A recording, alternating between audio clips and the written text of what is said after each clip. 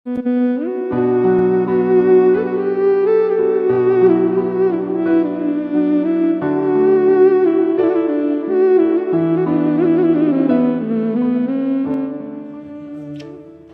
kita buka ummahat. A'udzu billahi minasyaitonir rajim. Bismillahirrahmanirrahim.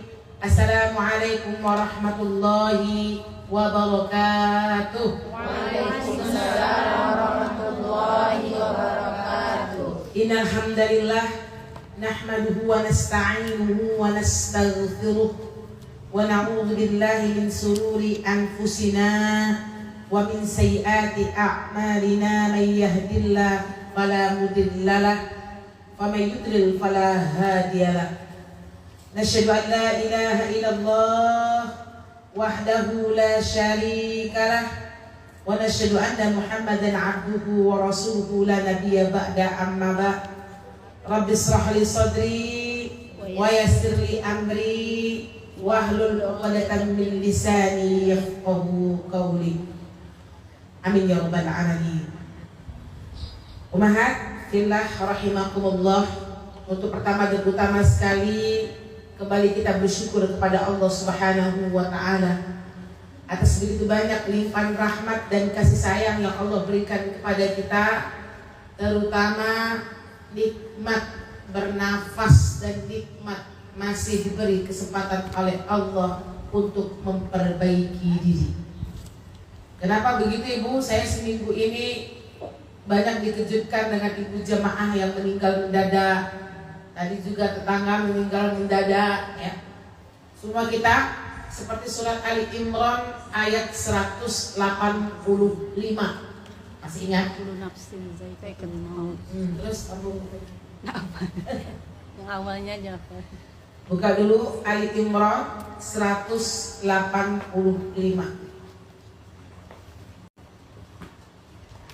Saya tidak tadabbur, ini sudah kita tadabburkan cuma untuk diingat-ingat. Tolong satu orang Bu, tadabbur dengan cepat.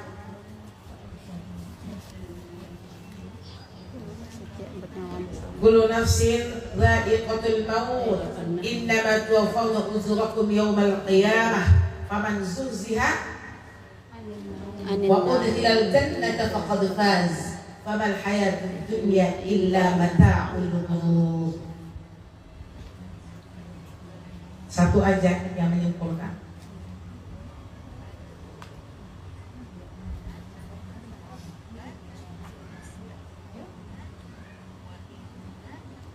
Untuk tadabbur mengingatkan kita aja sebelum kita masuk kajian fikih kita. Siapa yang ngomong dulu? Iya. Setiap yang bernyawa akan mati. Terus Bu, selesaikan aja satu ayat itu. Setiap yang bernyawa akan merasakan mati, dan hanya kepada hari kiamat sajalah diberikan dengan sempurna balasanmu. Barang siapa dijauhkan dari neraka dan dimasukkan ke dalam surga, sungguh dia memperoleh kemenangan. Kehidupan dunia hanyalah kesenangan yang memperdaya.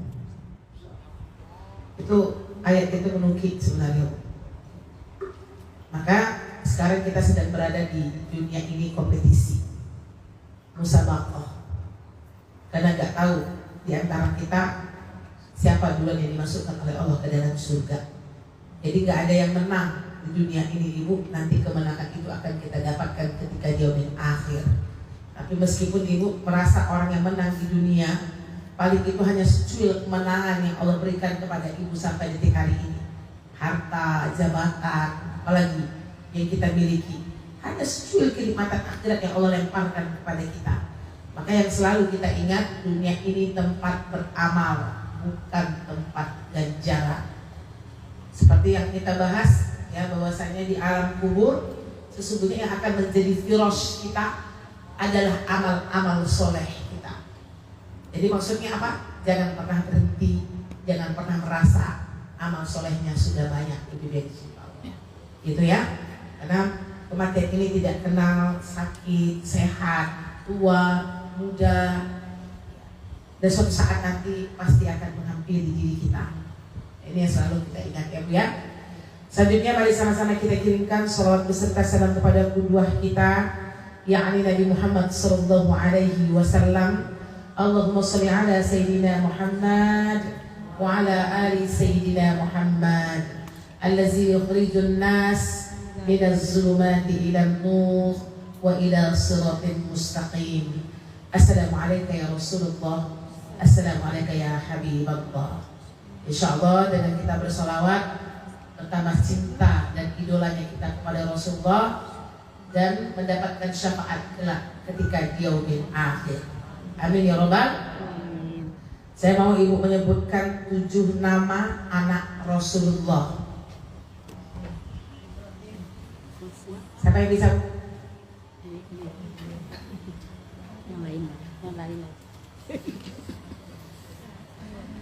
Yang lain.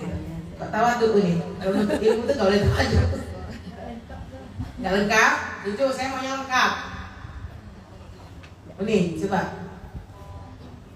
Zainab, Ruqayyah, Ummu Kalsum, Abdullah, Ibrahim, Qasim. Siapa yang tinggal lagi ya?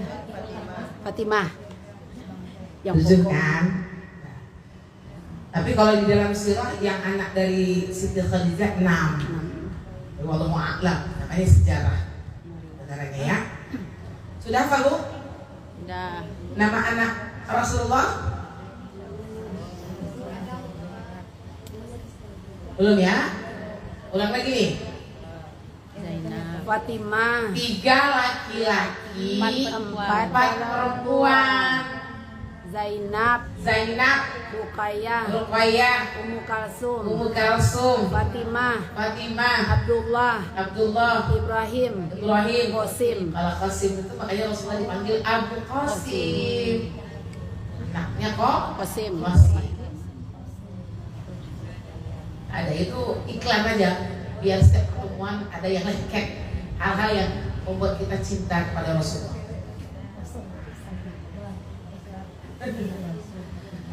Baik, Maha Tayyib, kita lanjutkan materi fikih kita sampai di mana kemarin Bu? Yang membatalkan sholatnya? Iya, yang nomor 3 lagi Ustazah. 3. Nomor 3 lagi.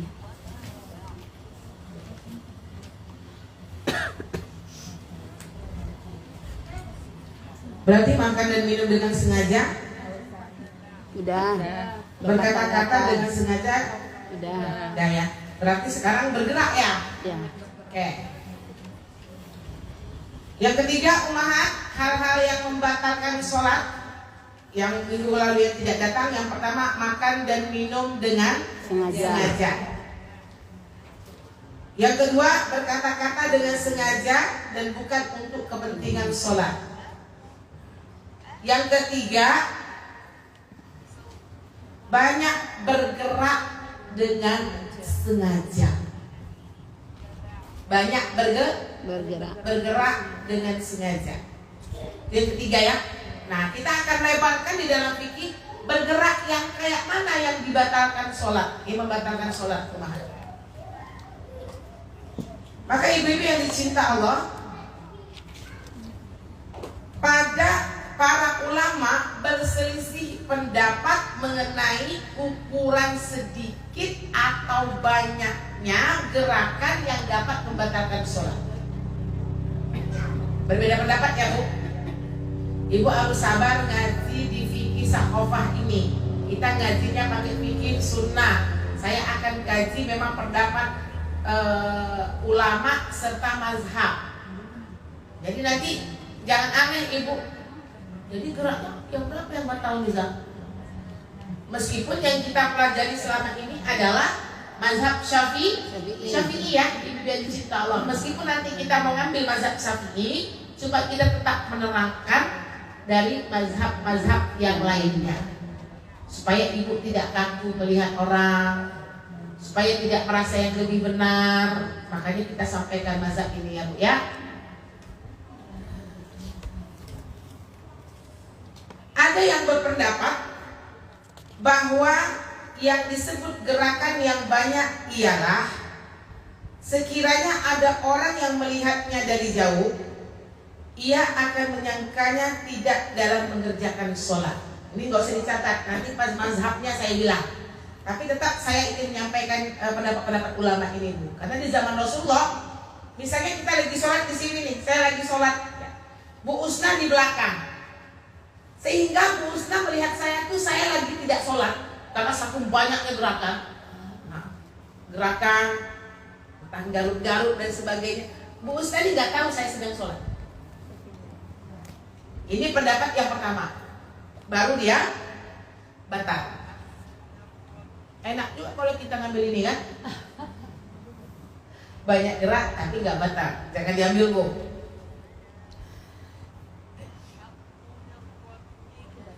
Jika sebaliknya, ia disebut bergerak sedikit.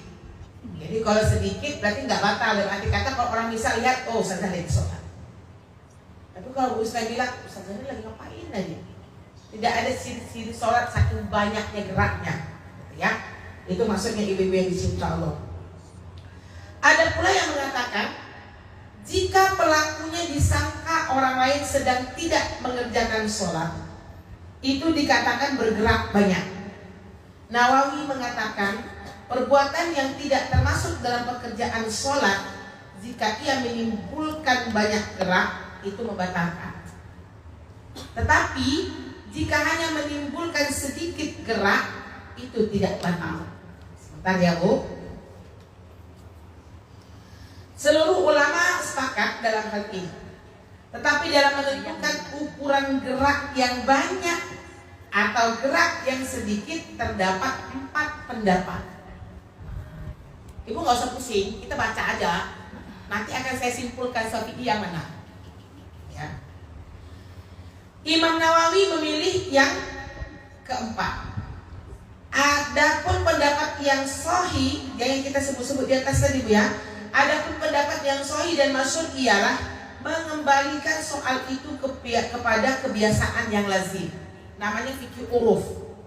Fikih uruf itu namanya ilmu fikih yang dianggap kebiasaan masyarakat.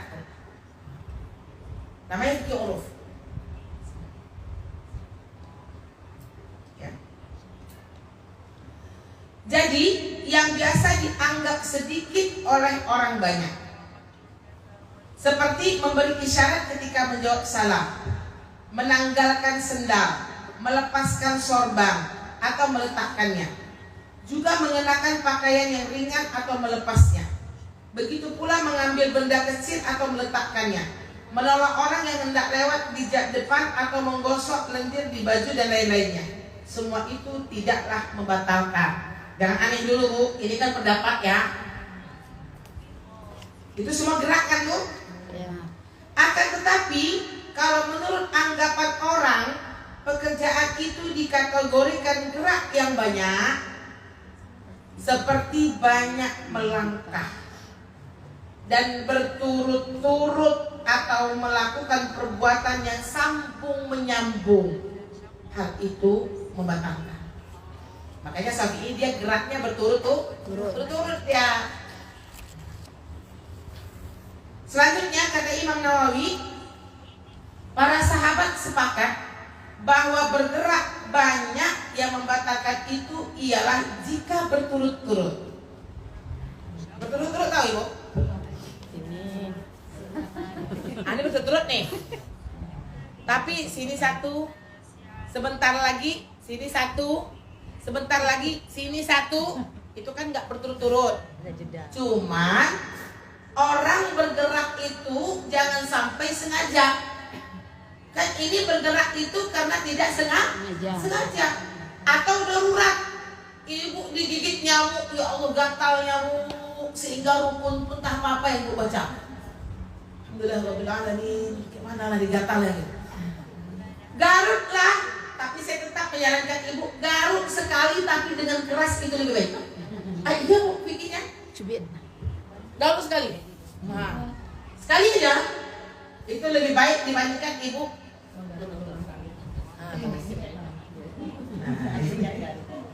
Kasihkan garut ya Bu ya. Jadi jika gerakannya berselang-seling tidaklah membatalkan sholat. Seling-seling yang saya contohkan tadi ya Bun. Seperti melangkah selangkah kemudian berhenti sebentar, lalu melangkah lagi selangkah atau 2 langkah, yakni secara terpisah-pisah. Tapi ini melangkah nih, bergeraknya udah tidak ada lagi di zaman sekarang. Ini di zaman Rasulullah dulu. Ada ibu gerak-gerak sholat melangkah. Kecuali darurat. Kapan kita boleh melangkah lebih 3 kali? Langkah itu kan kayak gitu. Nah, langkah kan? Kapan kita dibolehkan melangkah itu lebih dari 3 kali? Darurat.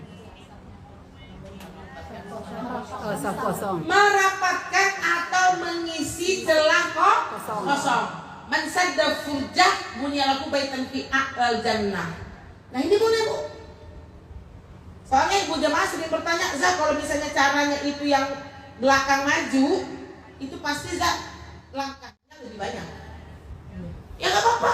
Kali ini darurat. Makanya hati-hati bu. Makanya kita terangkan dulu cara penyusunan soft.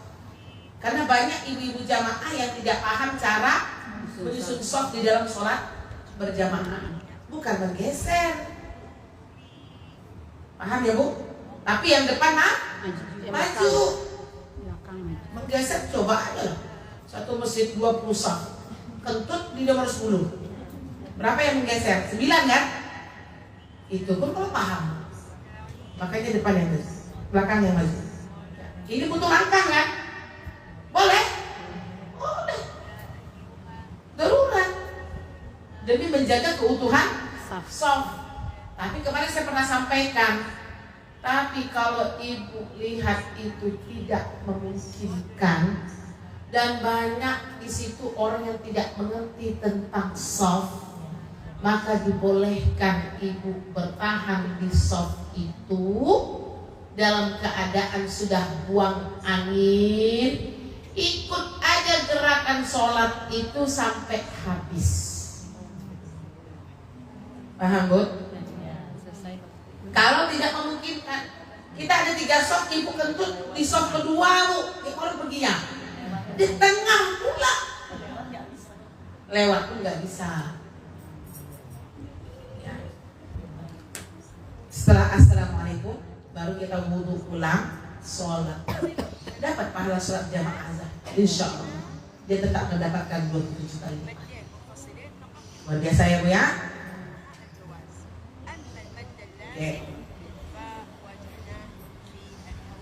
Seandainya diulang-ulang walaupun sampai 100 langkah atau lebih tidaklah apa-apa. Tapi jangan diambil fiturnya nih bu, kita baca aja. Adapun gerakan ringan seperti menggerakkan jari untuk menghitung tasbih atau disebabkan gatal dan lain-lain, hal itu tidaklah membatalkan sholat. Tapi saya pribadi tidak bisa menggunakan tangan kalau tasbih itu dihitung pakai tangan bu. Itu yang membuat saya syak. Syak itu tahu bu? Ragu. Disibuk dengan itu aja bu. Iya. Kalau saya tak mampu, tapi kalau itu yang mampu silakan aja. Iya. Bilqalb. Bilqalb kan bu? Subhanallah.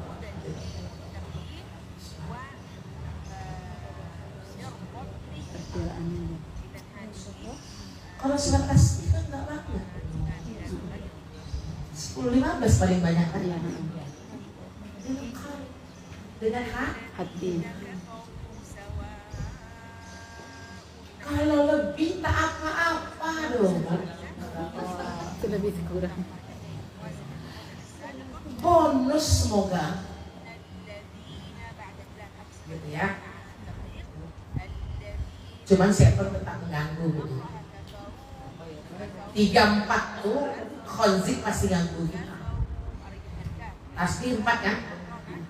Rakaat ketiga atau keempat. Dan kadang pernah juga tasbihnya 5 rakaat.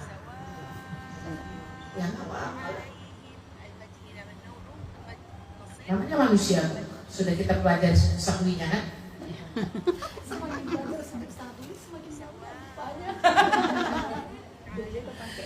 Kita butuh semakin belajar sahwi semakin banyak lupanya Zat.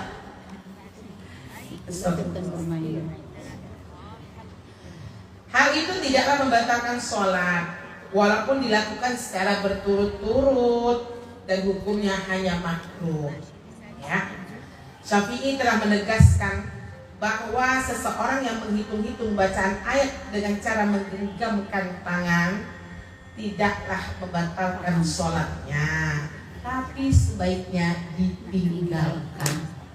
Saya bilang tadi binazar, an-nazar bil qalbi, kita melihatnya dengan hati aja. Itu lebih bagus. Paham, Bu? Sekarang kita bahas mazhabnya. Kalau Imam Hanafi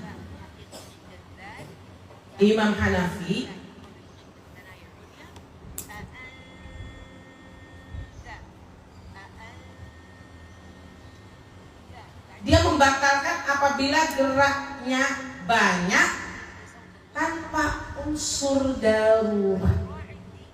Berarti kalau banyak unsur darurat nggak batal, Bu.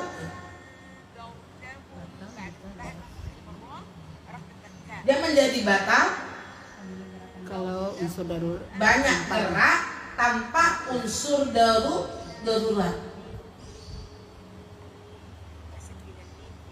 Kadang kita di dalam sholat ini hati-hati, Bu. Latah itu tuh sering sekali gitu. Ada enak kali, lagi sholat pun main jemari-jemari. Kan ada tuh kan orang-orang yang kayak gitu tuh. ada. Macam-macam, Bu. Itu kerjaan setan, Bu. Banyak tanpa unsur darurat dan dilakukan berkali-kali tanpa jeda.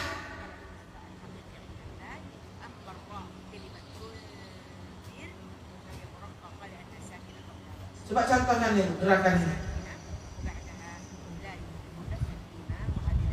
Banyak tanpa unsur darurat dilakukan berkali-kali tanpa jeda. Baru Kaki dong. hidung kok sedang. Kaki di daun.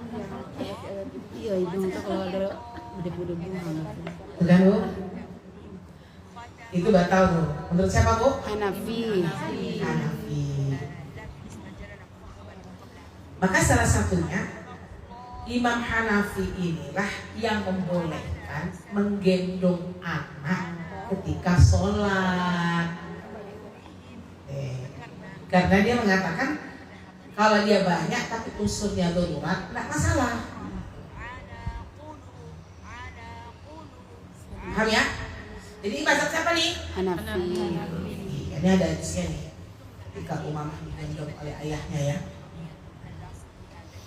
Berarti Bu kalau lihat nanti orang lagi gendong anak sholat batal enggak? Ya lapang aja lah kita. Yang enggak lapang itu yang bahaya. Oh, dia pakai hati. Cuman ada cumannya, Bu, bahasa kita ya. Kalau di tempat umum enggak usah lah, Bunda. Kalau kita membuatnya di Masjidil Haram, orang nggak biasa lihat itu. Betul, Bu? Tapi Ibu sholat di Masjid Amaliyah, misalnya Simpang 3. Ibu gendong anak Ibu 2 tahun, yang ada Ibu nanti jadi fitnah. Masalah. Sempat nggak Ibu terangkan sama ibu-ibu? Nggak terima ya, Bu. Itulah pentingnya kita belajar fikih nih. Lapang dengan orang dan tidak merasa paling baik. Jadi kalau kita seperti itu, orang-orang awam itu bertanya, Ibu nih kok gendong anak dia sholat? Tak sah sholatnya, Bu. Tak mungkin pula, Bu, kami dapat belajar fikih, Bu, ada hadis Umamah, ini pendapat Imam Hanafi. Terima apa enggak ibu-ibu tuh, Bu? Terima. Ini banyaknya ajaran baru. Saya sedih kali kalau ibu-ibu pengajian bilang sekarang ini ustazah banyak fikih-fikih itu ajaran baru yang berbeda dengan yang sudah kita pelajari. Dalam hati, padahal ini belajar. Kayak gitu kan. Iyalah, Bu. Jadi saya sekarang kalau menempatkan fikih kalau di masjid itu ditanya dulu. Kalau di sini kayak mana, Bu? Tanya dulu. Kalau kami di sini kayak gini, Zah. Oh, nggak apa-apa, nggak apa-apa. Selagi itu masih boleh fikihnya, saya masih bilang nggak apa-apa, boleh. Karena mereka nggak akan terbakar. Kalau Syafi'i pendapatnya ini, Kalau Hanafi ini, Hambali ini, Maliki ini, apa kata ibu-ibu tuh? Satu aja lah Ustazah. Yang mana yang mau kami ikuti? Gitu. Jadi kita lihat dulu bagaimana kebiasaan masyarakat. Kalau bisa kita rubah kepada fikih yang lebih sahih. Kalau di masjid disampaikan kayak gini, nanti ibu yang ya, ini simpel. Itu Hanafi ya? Ya. Baik. Yang kedua Imam Maliki.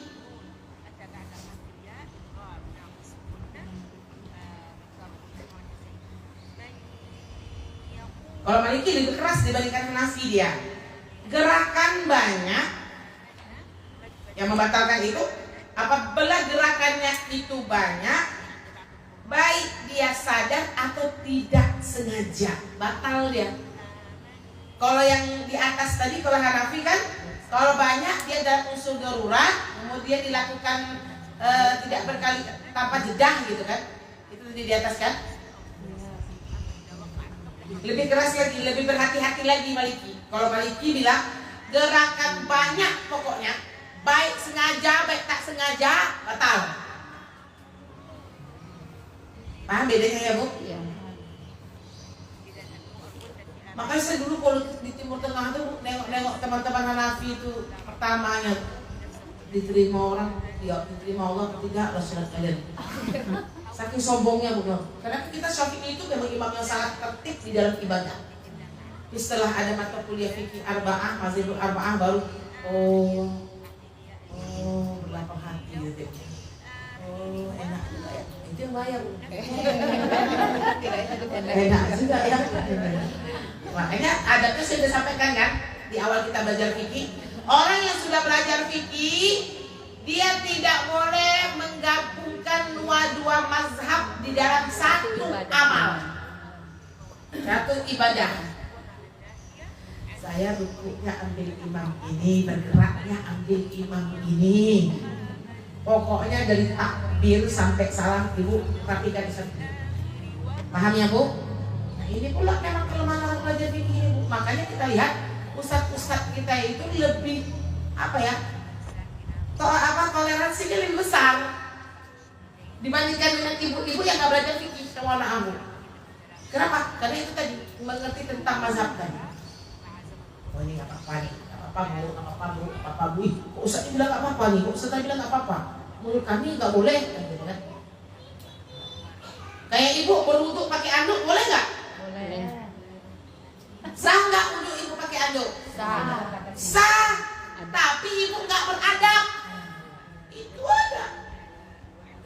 Kalau kita bilang haram, ngeri juga Bu. Karena memang di dalam fikih tidak ada mengharamkan, tidak ada harus menutup aurat. Cuman kita punya adab. Kenapa? Karena malaikat selalu bersama kita. Sampai ibu tanya, boleh nggak kita sholat? Ya, tidak pakai baju, habis mandi, pakai kain sarung, pakai mukena, boleh nggak? Asal menutup aurat. Boleh kalau ibu yakin itu tidak terlihat. Tapi Buya Yahya, ya, perempuan kalau sholat dia tidak pakai baju ibu, auratnya akan kelihatan dari bawah. Kan gini mukena kita, dari sininya nampak. Kan ibu terbang-terbang. Ya. Dari sininya tuh adabnya. Ya Bu ya, insya Allah bisa nggak kita menjadi hamba Allah? Saya lagi belajar nih Bu, belum bisa 100%. Sholat menggunakan pakaian, sholat pula apa Bu? Ya Bu ya. Sekarang itu Maliki, gerakannya banyak, baik sadar atau tidak sadar, tidak sengaja gitu ya, maka itu batal. Kalau Syafi'i, ini dia. Kalau Syafi'i apa Bu yang ibu ketahui selama ini? Tiga kali ya. Berturut-turut batal. Turun dia yang diajarkan oleh guru-guru kita. 3 kali berturut-turut dalam 1 rakaat.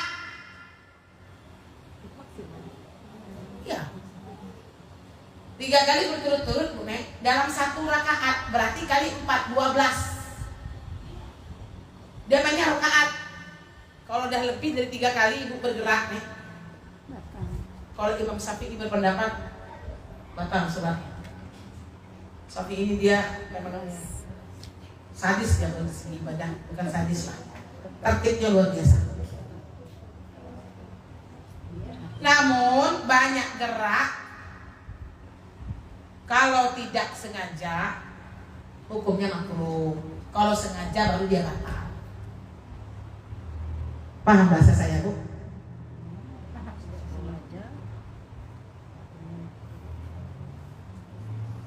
Tiga kali berturut-turut dalam 1 rakaat. Namun kalau dia banyak gerak karena darurat, hukumnya makruh. Kalau banyak gerak karena sengaja, ini batal. Makanya dari sebelum sholat itu kita sudah menyelesaikan yang namanya segala urusan di luar sana. apa saja itu diselesaikan mudah. Yang gatal-gatalnya dikasih dulu minyak, gitu Bu. Bagaimana supaya kita tidak diganggu dalam sholat kita?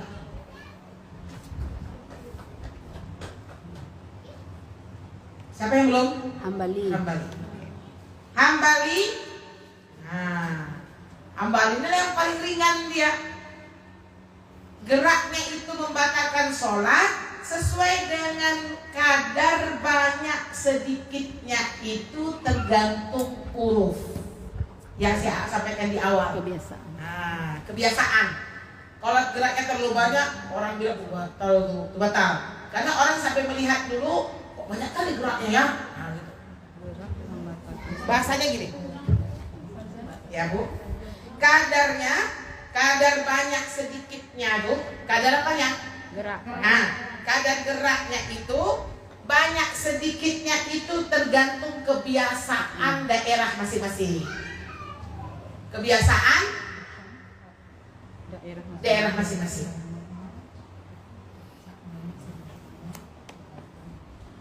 Kadar banyak sedikit geraknya itu tergantung huruf.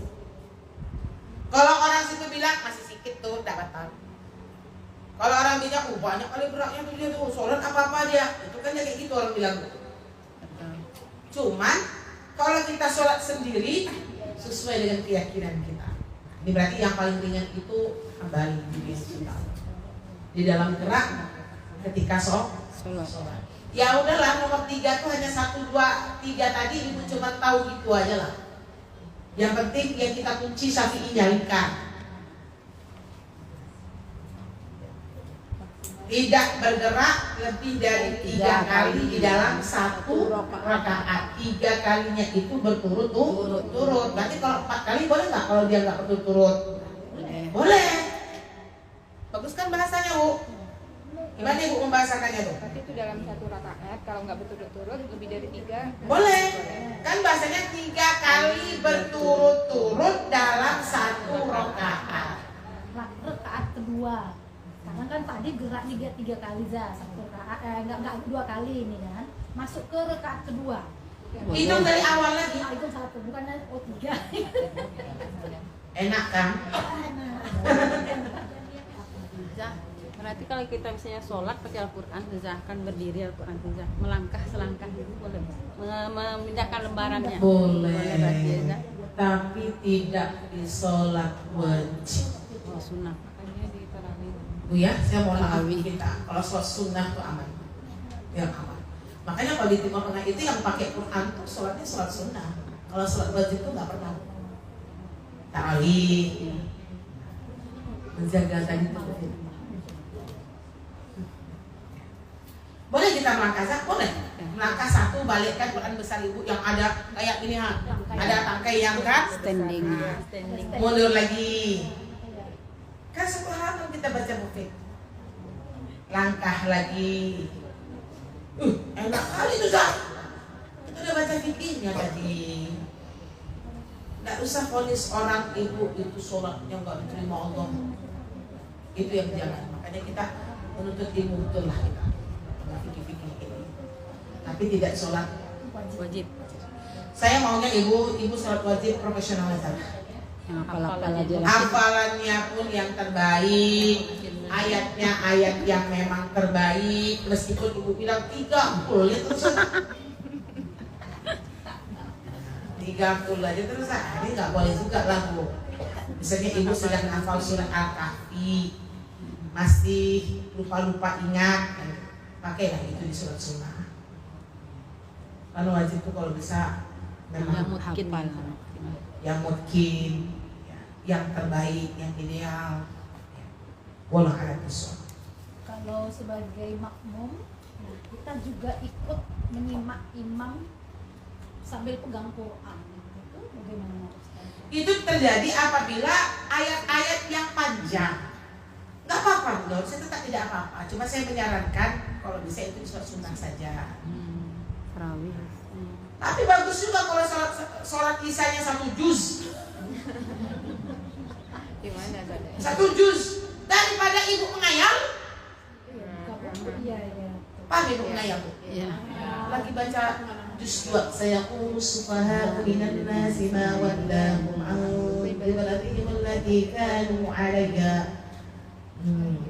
Enak.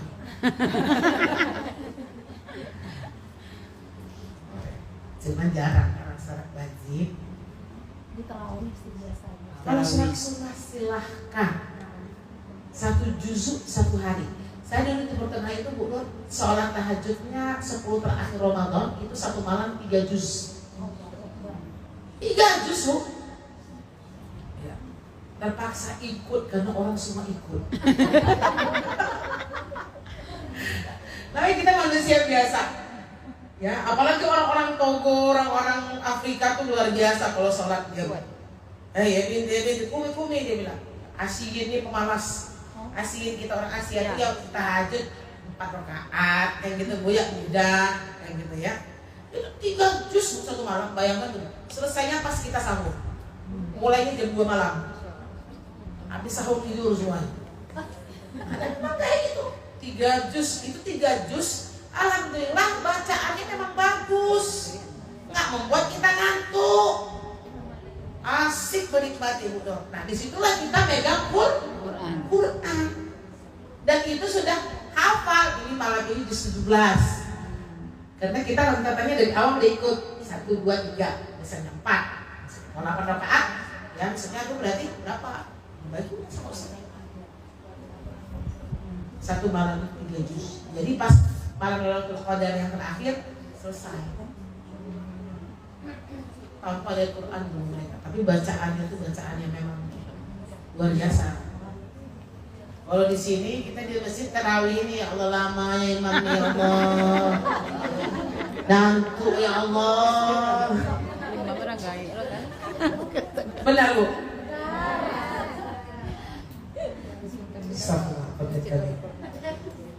Al-Badan. Lanjut Bu ya. Berapa lagi? Sudah selesai. Yang keempat. D lagi saja. Keempat. Lagi. 3-nya udah selesai. Ya, bayangan ya, yang membatalkan sholat. Kalau yang membatalkan nomor 3. Iya. Nomor 4. Oke. Sengaja melakukan sholat tanpa usul. Tertawa di dalam sholat.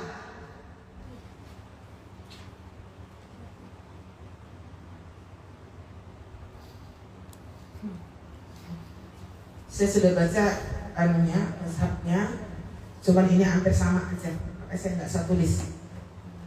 Tertawa di dalam sholat. Ibu pernah tertawa dalam sholat tuh? Pernah dulu. Saya punya anak kecil dulu, ada juga punya. Iya. Uminya lagi sholat joget-joget depan kita dia Bu. Joget dia kan? Kita lagi sholat, sepedanya lewat di depan kita. Bakso, kata dengan sepedanya tuh. Ketawa gitu kan? Kita coba kayak sedikitnya ya. Ibnu Munzir menyebutkan bahwa menurut ijma ulama, kalau sudah ijma berarti kebanyakan ulama. Nah ini kalau nanti kalau ibu baca kitab, kalau ijma ulama itu yang kita ambil. Ya. sholat itu batal disebabkan tertawa. Entar dulu Bu. Tapi Nawawi mengatakan pendapat ini dimaksudkan kalau tertawa ketika itu sampai keluar 2 buah bunyi huruf dengan jelas. Paham nggak Bu? Begini, haha, kan? Ketawa sekarang Ini memang ijma ulama mengatakan batal disebabkan tertawa. Tertawanya seperti apa yang ijma ulama yang membatalkan ini Bu? Apabila dia tertawa sampai keluarlah 2 huruf bunyi yang jelas. Hihi juga bisa. WKWK sekarang. WKWK kalau sekarang. Astagfirullah. Menurut sebagian besar ulama, tersenyum tidaklah mengapa.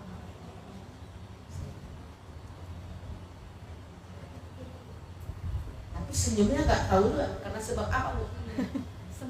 Menahan tawa. Hayal, atau sempat di depan itu ada sebuah kejadian membuat kita tersenyum. Mengingat kejadian. Itu bahaya tuh. Itu bahaya tuh. Kalau kita tiba-tiba misalnya kita dikasih hadiah oleh suami kita kan, seorang sampai senyum-senyum. Bahaya tuh.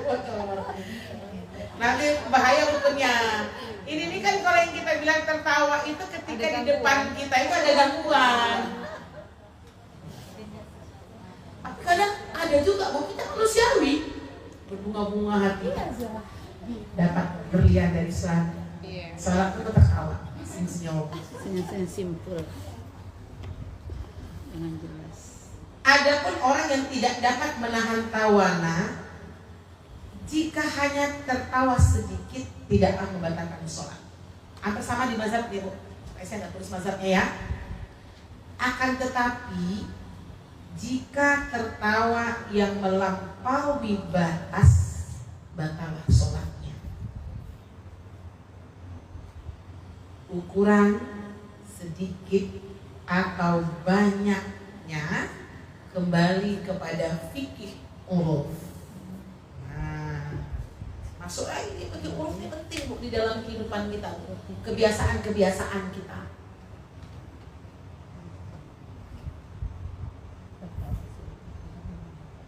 Kenapa Bu?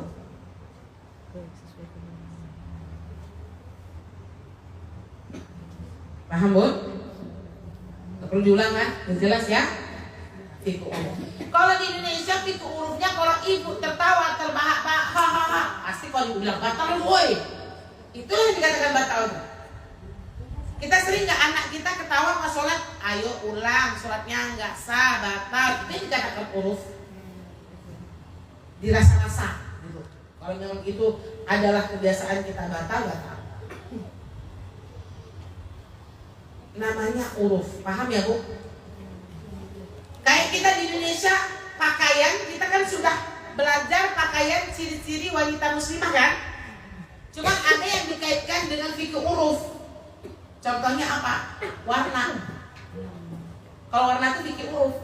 Meskipun di dalam fikihnya, kalau kita lihat kan perempuan itu paling bagus pakai warna gelap. Itu kan Bu? Gelap. Nah ya, itu biar dicinta Allah. Kalau bisa nggak bermotif, itu namanya fikih uruf Bu. Kan itu sebaiknya cuman diurufkan kepada kebiasaan masing-masing. Dulu saya waktu di kampus dulu nggak boleh nih yang bunga-bunga nih. Begitulah urufnya.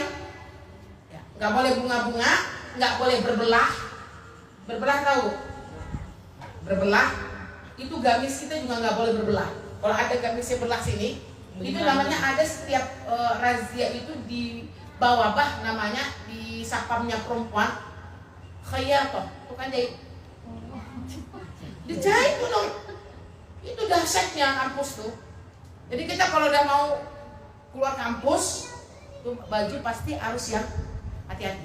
Hijau, dongker, coklat, hitam. Ya sebenarnya itu yang paling bagus sebenarnya. Udah sampai keluar dari bawah bulu badan baru numpang ganti baju di rumah kakak senior, pekerjaan dulu.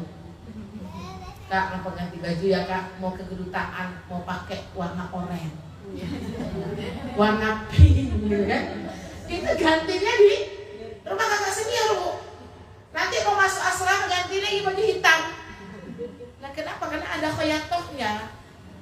Daripada baju-baju kita yang dikirim bagus-bagus dijahit macam jahitan apa? Siapa tahu? Nah, kalau ya Syekhah, kalau sholat semalis. Ada yanti, enak aja deh gituin. Tariknya baju kita dijahitnya ya. Seru ya. Bukan seru, sakit hati mulai. Tak tahu dia baju Indonesia bagus-bagusnya kayak gitu kan bahasa sombongnya gitu kan. Nah itu lebih yang dicinta Allah. Itu namanya huruf kan. Meskipun yang lebih baik memang warna-warna gelap, ya Bu ya. Tidak banyak motif. Itu tetap saya sampaikan fikirnya. Ustazah kok masih pakai motif Ustazah? Karena di Indonesia Huruf. huruf. Jadi huruf dan dikasih yang bermotif Bu. Sayang kalau nggak dipakai. Cuman kita nggak boleh jadi huruf tadi itu fitnah. Huruf jadi juga tergantung dengan fitnah dengan tidaknya. Karena kan fungsi pakaian ini bukan untuk berhias. Saya mohon maaf. Fungsi pakaian itu apa? Menutup aurat. Menutup aurat dan melindungi tubuh kita. Kan nggak ada yang aneh nih. Aliza Syarni yang banyak kan? Alisa kan ada ownernya tuh. Ya kan, Ibu Cinta Allah, Alisa Syarni misalnya ya. Kan masih taraf wajar, tapi yang bahayanya yang menjadi fitnah itu Ibu, Lia masuk, semua mata kita memandang beliau, itu yang nggak boleh. Baju merah. Itu yang nggak boleh. Bisa dipahami Bu bahasa saya? Iya. Jadi makanya kembali lagi sekufu. Kita belajar lagi dengan fikih ini Bu. Sekufu itu dalam arti kata apa? Sekarang Ibu sedang berada di majelis sakofah. Ayo pakaiannya agak-agak sakofah sedikit. Jangan tersinggung Ibu. Sekarang Ibu mau pergi ke tempat teman-teman Ibu, ya, yang orangnya modis. Boleh kita modis? Boleh. Boleh tapi syar'i. Ya. Sama kan? Itu namanya uruf. Di mana kita berada di sisulah kita memposisikan diri kita. Yang penting yang saya ingatkan Ibu, jaga syariat Allah.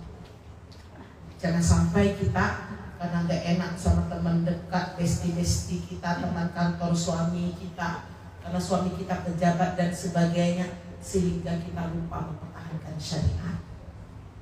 Paham Bu? Yang harus kita paham.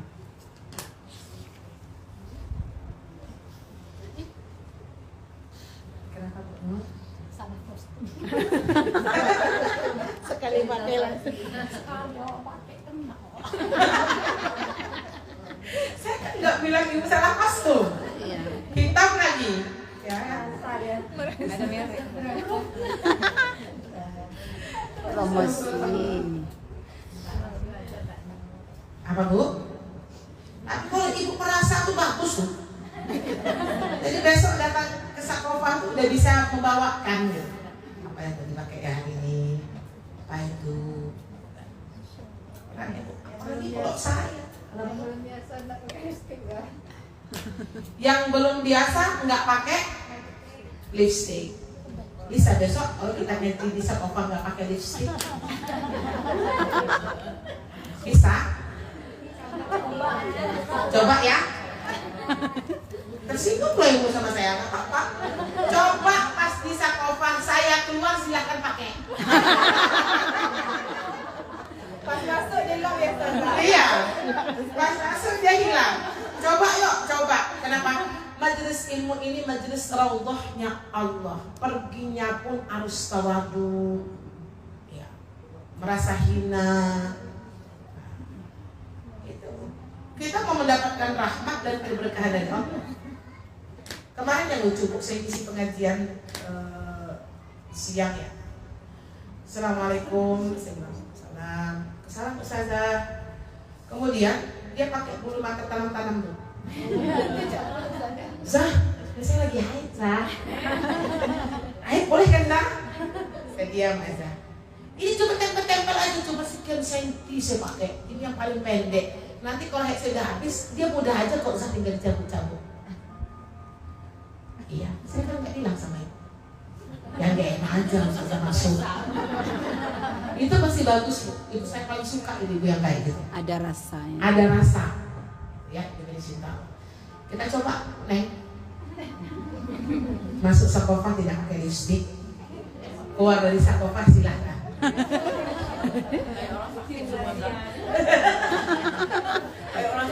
Kayak orang sakit semuanya ya, Bu. Kayak orang suami yang protes kan depan suami, ayo pakai lipstick. Oh, masya Allah, ya nggak apa-apa. Suami kan, Bu? Nggak, saya gurau aja, Bu. Tidak ada paksaan, la ikraha fiddin. La ikraha fiddin. Silakan tafsirkan ayat ini. Tidak ada paksaan di dalam agama. Terserah ibu lah.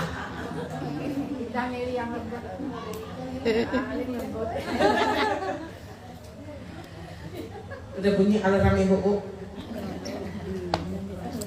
Besok jangan pindah ke agama. Sudah. Tambah 2 poin lagi ya. Besok masih ada lagi nih, Bunda. Hari ini 2 gitu. Udah selesai. Ini saya lengkapi yang di sana kurang lengkap ya. Saya tambah dari fikih. Masih apa poin. Cukup dulu ibu yang dicinta Allah. Gak usah banyak-banyak, Bu. Belajar fikih itu semangat, materinya, prakteknya luar biasa. Janganlah kita merangkak, tapi tidak ada kata untuk mundur ke belakang. Insya Allah ya, Bu ya. Kita semangat belajar fikih. Nanti setelah selesai bab membatalkan sholat ini, kita akan masuk bab mengqadha sholat. Karena mengqadha sholat ini penting untuk kita kaji menurut para ulama. Karena banyak pertanyaan ini boleh diqadha apa enggak. Alhamdulillah rabbil alamin wa taqulana min karim. Assalamualaikum.